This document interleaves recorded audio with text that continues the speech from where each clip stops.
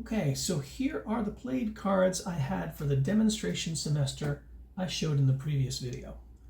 I earned a B in prerequisite remediation course number 1, and I'll move on to take the college level 1 course in semester 2.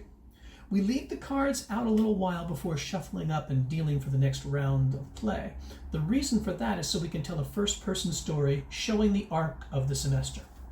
Put the cards you played in an order that makes sense to you, and tell the others at the table what occurred. Here's the story I might tell based on these cards. Things started out tough for me in my first college class. While I was excited and a little bit nervous right from the beginning, I had some difficulties. My car, which was getting a bit old and starting to have some engine troubles, decided that the first week of class was the right time to break down. In addition to being a big bill that I wasn't expecting, it really disrupted my ability to start class in a good way. I missed the first couple of classes while I figured out how to get to campus another way.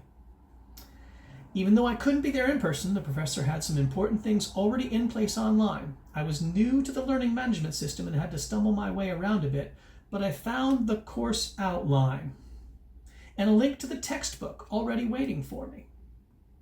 If I couldn't be there in person, I could at least spend some of the time stuck at home figuring out what the semester would look like, what assignments were coming, expectations for students, and I could download the textbook and begin reading. So while I was a little behind in terms of social stuff, I was ahead when it came to reading about the topics and content of the class. The professor's syllabus was a bit long to read, but I realized they were trying to give me all the information I could possibly need to do well in the class. Included in that, and right there with a link in the class learning management system, was a connection to the Academic Advising Center with appointments for coaching. I reached out to set up a digital meeting, and that coach helped me know that I had some work to do if I was a little behind on getting to know everyone in class and making connections. Fortunately, our professor has a lot of time budgeted in class for interaction, examples, discussion, and questions. I learned that instead of thinking about class time as the professor telling me stuff to fill my head, I should think of it as time spent in the mental gym doing exercises to increase my skills and fitness. So I threw myself into it and started to see good results. The transportation and then money troubles from early in the semester got worse.